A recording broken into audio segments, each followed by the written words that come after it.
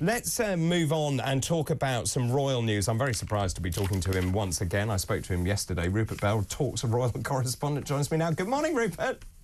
Good morning, David. I've left the horse show, so... yes, how was it? So actually, I saw footage last night of the horse show. It looked rather tremendous. Oh, no, it's a big deal. You know, they get 2 performances a day, 8,000. They had a World Cup yesterday. Great competition. No, it's proper horse sport. You've never seen so many horse boxes. I know tractors have been coming to London for various different reasons. But I tell you what, I don't think there was a horse box left in the country if it wasn't Sabrina over the last few days. I've never seen so many, but there we go. And you've had quite a time, of course. You presented Princess Anne with an award. We spoke about that yesterday. Yes, not a bad week. Yeah, really privileged to see her on Wednesday. So now get ready for Christmas. And obviously the Royals will be doing exactly the same like all of us. Yes, well, I mean, we spoke about that. We spoke about the Christmas cards yesterday. What did the Christmas cards tell us about that? There's still other royal news around. I don't think we touched on this, but Prince Harry's Netflix show about Polo hasn't done very well. It's also, I mean, you would expect that his critics would hate it, but even his chums hate it. Tommy Seven, the captain of Polo England, who played with Princes William and Harry, revealed that he thought the show was, quote, very weird.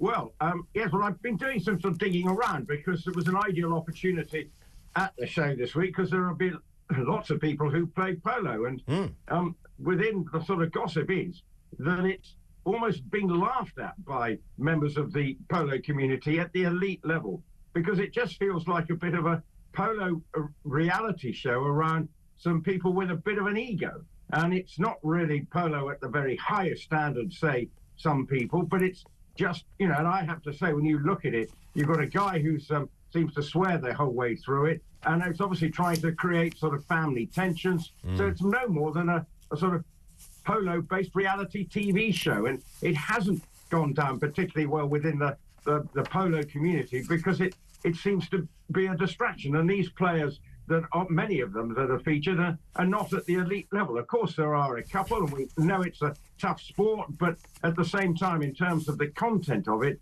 it's not particularly good.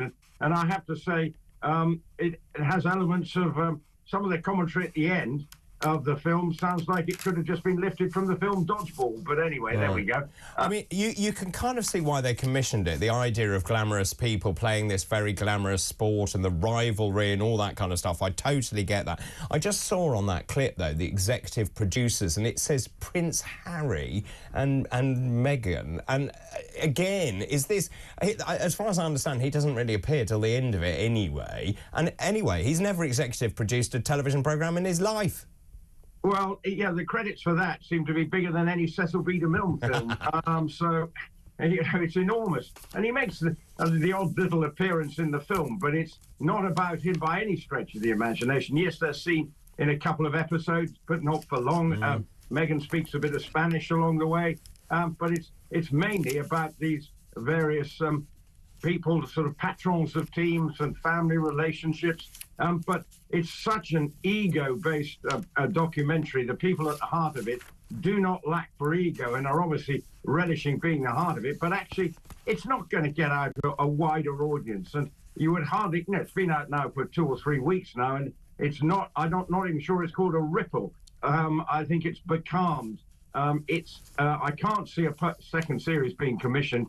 And yet what it will do is put more pressure on the Sussexes to justify the fee they've got from Netflix. Supposedly there's a cooking program coming out from Meghan, but there's been no indication of when that's going to be launched. And of course, she's trying to launch her American Riviera Orchard brand, sort of maybe around that cooking show, but she's got trademark issues with that. I mean, it's just quite interesting. There was a lot of chatter this morning about Harry never being able to come back to the UK because he's now a laughing stock even amongst his own peers, which I find quite fascinating. There's also another big piece of news that I saw on one of the broadsheets, front page broadsheet. This is big news.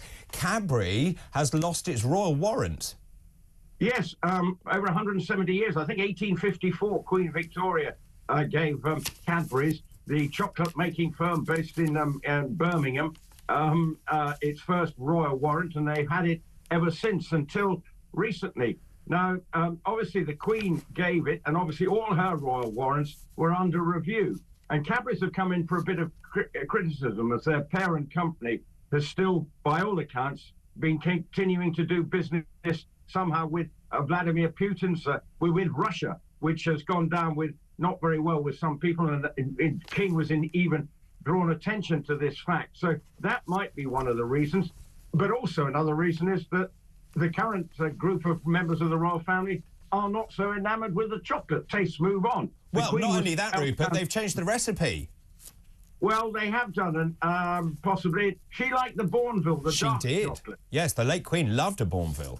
Yeah, and maybe the rest of the family are not quite so keen. But I know that Cadbury's have tweaked their recipes in some cases. I'm not a Cadbury's fan. So, but it doesn't. I'm not in a position to decree or not. Well, my understanding is that the sugar content has gone up, and I think the cocoa's gone down. But I know it tastes slightly different. Weirdly, when I lived in the States, the Cadbury stuff in the States tasted completely different to the Cadbury stuff here.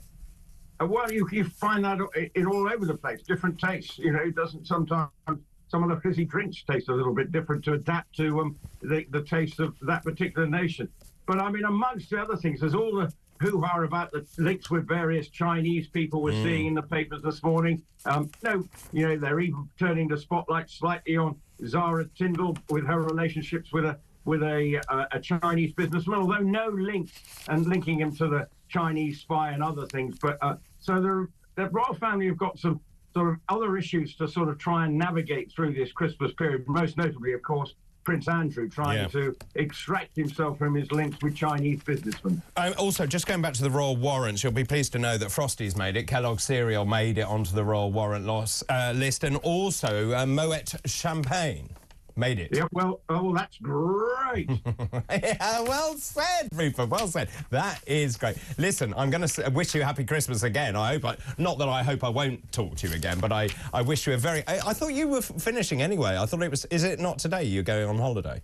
No. I'm going on holiday in the new year on the 3rd of January. I'm off having some fun, but I'm home for Christmas. Bit of racing, actually, Boxing Day racing, to do a bit of work on Boxing Day. So back to the horses on whatever day of the week Boxing Day is. Fantastic. Listen, have a great Christmas. I look forward to talking to you in the new year. That's Rupert Bell there, Talk's royal correspondent.